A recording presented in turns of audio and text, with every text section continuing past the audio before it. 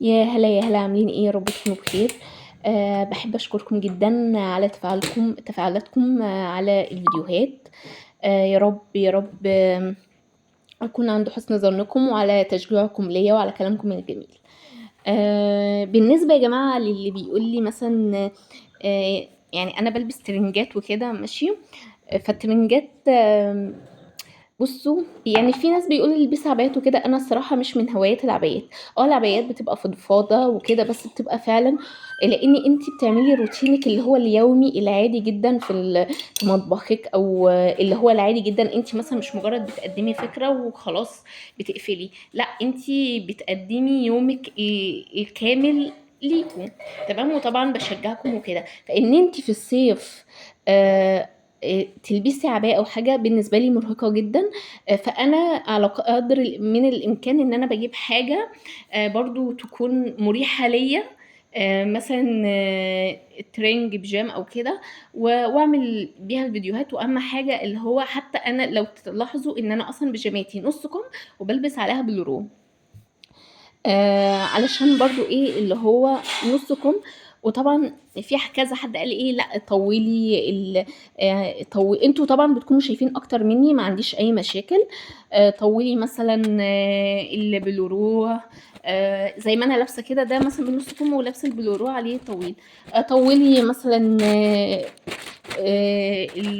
الحاجات دي. على فكرة النصائح دي أنا الانتقادات ما بزعلش منها نهائيا، بالعكس. أنا ممكن تقولي لي حاجة تنبهيني عنها، مش يعني تقولي لي حاجة ممكن أنا ما كنتش واخدة بالي منها، فأقول فعلا صح، هي عندها حق. فبحاول إن أنا اظبط برضو، يعني اظبط نفسي. انا بعرف افرق بين ان انا اخد نصيحة من حد وبين ان البني ادم مثلا يقول لي حاجة يتريق عليا فيها. لا، انا من الناس اللي بتقبل النصيحة وبتقبل النقد عادي. وبعرف افرق بين حد مثلا يتريق عليا، حد مثلا يقول كلمة حاسة ان هي مش من باب النصيحة، لا، من باب ان هي التعديل، ان هي بتعدل عليا. ماشي. فانا الصراحه منكم كل اللي كتبوا لي في الكومنتات انا حسيتها مش ان انتوا بتعدلوا عليا، لا، حاجه من باب النصيحه. وفي ناس فعلا ذوق ذوق ذوق ذوق جدا. فعلشان كده انا يعني باخد بالي من الحاجه اللي انتوا بتقولوا لي عليها، بتنبهوني في حاجات انا ما كنتش واخده بالي منها. بتنبهوني مثلا لو انا بعمل اي مقطع، مثلا ممكن اكون الزهره شايفه ان الحته دي مثلا ما ينفعش تظهر، فبعمل عليها اللي هي ملصق. حتى لو تاخدوا بالكم مش ملصق شفاف، لا، اللي هو الملصق العادي، الايموشن العادي، عشان زيادة تأكيد. تمام. فيا رب، بجد شكرا جدا على النصيحة اللي بتقدموها لي، وعلى النقد اللي بتقدموه لي بأدب وبذوق وباحترام. في واحدة بس اللي نقدتني نقد هو ما كنتش الصراحة حباه. انا عناية ليكي ان انت تكتبي لي نصيحة انا اخد بيها، بس بذوق وبادب. بس ان انت تقولي لي نصيحه بقله ذوق، لا. فانا هقول لك ان نصيحتي ليكي انت، ان انت اما تقدمي النصيحه قدميها بادب. والنصيحه على فكره، النصيحه ادام في العلن وما تقدمتش بالذوق والادب، يبقى نصيحه، يبقى دي مش نصيحه، دي فضيحه. انت كده مش بتنصحيني. النصيحه في العلن فضيحه. ده يعني بحب، يعني كلمتين حبيت ان انا اقوله لكم. المهم هنا عندي طبعا، انتوا كان في فيديو بتاع اللي هو الصيفي والشتوي والدواليب وكده. طبعا زي ما انتوا شايفين، للاسف انا حطيت الحاجات دي في الليفنج. انا عندي اللي هو الخزانه بتاعت الليفنج ده انا بحب اقعد فيه في الشتاء، بس في الصيف لا. يعني في الصيف بحب اخرج بره، لان انا الليفنج لسه ما عنده ما فيش يعني تكييف. فتلاقيني مثلا في الصيف احب اغير، اقعد في الصاله شويه، وبعدين لما احس ان الجو حر قوي ادخل في اوضه النوم لان فيها تكييف. لان انا عندي يعني انا مني للشمس، ما فيش دور فوقي يعني. ماشي. فالليفنج كنت يعني بحب ان انا اقعد فيها في الشتاء. وكمان طبعا هي كأوضة لما، يعني هي كأوضة لما اللي هو يعني بنتي عاوزه تقعد فيها كده، فملمومه قوي ان انت تقدري تنضفيها بسرعه والكلام ده. يعني في ثانيه تلاقيني خلصت ووضبت ولميت لعابها وكنست وتمام. يعني انا حتى لو تاخدوا بالكم اوضه ما فيهاش رغيف، وهي فيها الليفنج فيها السجادة، فيها حتى المكوى باكل فيها، والشاشة فقط، يعني مش راغية فيها كتير. فهنا كنت خلاص طلعت الصيفي وطلعت الشتوي، انا ما حطيتش طرش في اكياس او اي حاجه، لان انا عندي شتوي كتير جدا جدا جدا، فرصيته زي ما انتم شايفين. وبعدين نفضت الركنه وكنست ومسحت حاجه بسيطه جدا. انا كنت بعمل يعني بافور المواضيع وبعتل الهم، بس الاوضه دي ما خدتش مني حرفيا، ما كملتش نص ساعه معايا بجد، تلت ساعه ربع ساعه كنت مخلصاها خالص. تلت ساعة، بس مش هقول ربع ساعة، تلت ساعة كنت مخلصاها خالص، والحمد لله خلصتها. هنا بقى هعمل لكم أكلة كنت منزلاها ستوري وكذا حد سألني عليها، وعلى ما أعتقد اللي الناس سألوني عليها مش مصريين، يعني اللي سألوني عليها كانوا مش مصريين خالص، فأنا حبيت إن أنا أصورها لكم. والأكلة دي من الأكلات المفضلة عندي وعند جوزي، وبالأخص عند جوزي بيحب الأكلة دي، وأنا صراحة بظبطها، وهي طاجن لحمه ببصل. الاكله دي بتعتمد على البصل الكتير، مش هتحطي فيها بصل كتير لا مش هتطلع حلوه. الاكله دي بتعتمد على البصل الكتير، هتعملي كيلو من اللحمه قصاده كيلو من البصل، نص كيلو لحمه كيلو الا ربع من البصل، على قد اللحمه على قد البصل، وممكن تزودي البصل كمان. انا اللحمه دي كنت عامله حوالي كيلو الا ربع. انا ما بصوا انا ما بوزنش، فانا بعمل هو ايه بالنظر كده، يعني البصل عملته بالنظر كده. فانا عملت طبعا البصل قطعته كتير. دي طريقتي في اللحمه بالبصل، والصراحه بتطلع حلوه جدا. اللحمه بالبصل تحط لها لحمه وبصل فقط، ممكن تحطي فلفل الوان، بس انا يعني بفضلها ان هي تكون، مع ان كان عندي الفلفل الالوان والله، بس انا بفضلها بالطريقه دي اللي هي لحمه وبصل فقط. ويا سلام بقى لو حطيتي شطه خضراء كده قرنين ثلاثه، بس انا عشان بنته كده بتاكل معانا، فانا ايه ما ينفعش ان انا احط شطه. هنا بقى اول حاجه حطيت هنا زيت. هنا اللحمه اللي انا بستخدمها لحمه ضاني، ما حبيتش ان انا احط سمنه بلدي، حبيت ان انا احط اللي هي اللحمه الضاني، عشان كده كده الضاني هينزل منه هو لوحده دسم، فمش محتاج ان انا احط سمنه بلدي. حطيت طبعا هو الزيت سخن جدا، اما يكون الزيت سخن جدا بنزل باللحمه، باخد صدمات في اللحمه. حطيت طبعا، انا عندي التوابل بتاعتي تقليديه جدا، اللي هي ملح، طبعا ما بحطش الملح دلوقتي، على قرب السوا كده بحط الملح، اللي هي كزبره فلفل كمون ورق لورا وحبهان. هو ده اللي هي دي التوابل اللي بستخدمها فقط في اي طبيخ.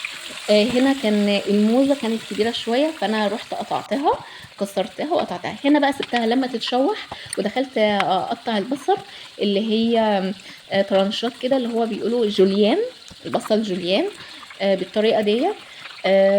انا البصل بحب البصل الكبير، ما بحبش استخدم البصل الرفيع وهو الصغنطر ده، يعني في ناس بتحب اللي هي لا يحبوا يجيبوا البصل الصغير، انا بالنسبه لي البصل الكبير بحب استخدمه في اي حاجه، حتى لو الحاجه اللي انا هستخدمها فيها مش محتاجه البصلايه كبيره، فبقسمها وبعدين بقيتها في التلاجة، ما بيجراش لها حاجه ولا بتعمل ريحه.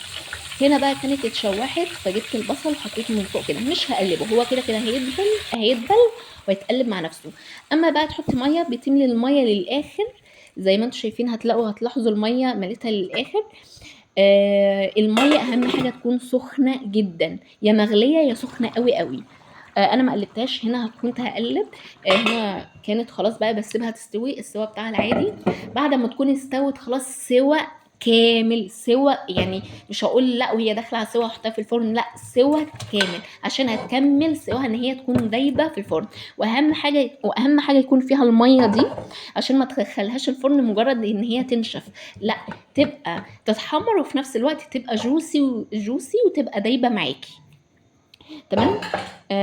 بحطها كده، اهم حاجه تكون مستويه كويس، مش اللي هي ناقصه سوا، لا مستويه كويس. وبعدين بحطها في الفرن، وزي ما انتم شايفين الميه بقى هتخليها دايبه دايبه خالص. الهوت شوكليت ده انا جبت منه باكت، قلت استخدمه لان انا من عشاق الهوت شوكليت. فانا كنت الاول بستخدم اللي هو الشوكولاته الخام، فالصراحه يعني حسيت ان هي بقتش تعجبني، بقتش تعملي الشوكليت زي ما انا عايزاه. فانا كنت في السوبر ماركت فشفت الهوت شوكليت دامور ده، فانا قلت اجربه واشوف هيطلع حلو ولا لا. تعالوا يلا ايه اجربه معاكم.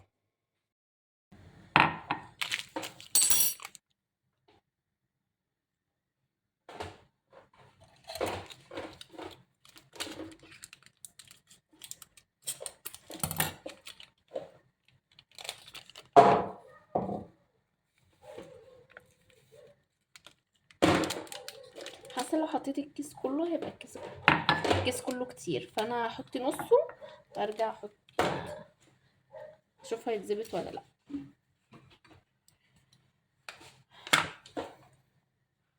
البتاعه دي يا جماعه حلوه جدا، يعني لو انتي يعني ده من الرفاهيات بحطها جنب البوتاجاز.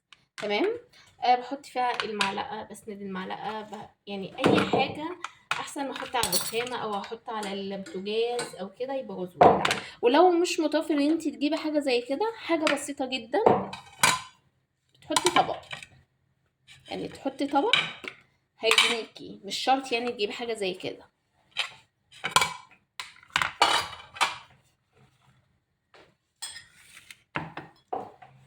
انا لقيت فيه سكر، فانا ايه يعني مش هزود السكر برضو كتير، لان هو فيه اصلا اوريدي سكر.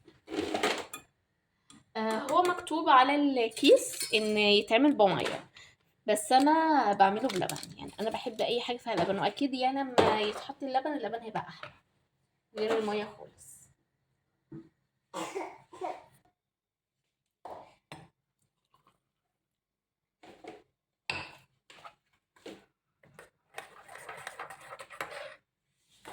هحاول ادوقه.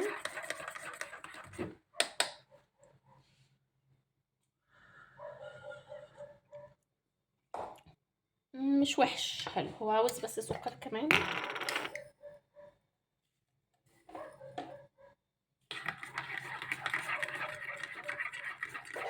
انا بحب من عشاق الشوكليت جدا، كان عندي كافيه في وش الجامعه بتاعتي، كان بيعمل الشوكليت بجد خطير.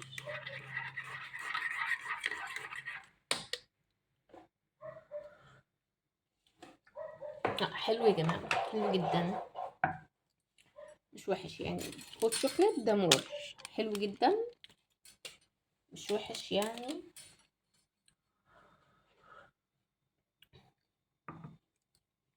اديله يعني ايه، ممكن اديله 8/10، بس هو حلو مش وحش يعني. ممكن اجيبه يعني اللي هو ايه، ممكن لو جبت ممكن ارجع اجيبه تاني، يعني من الحاجات اللي انا لو رجعت اجيب ممكن اجيب منه تاني، غير بقى لو لقيت احلى اجيب احلى.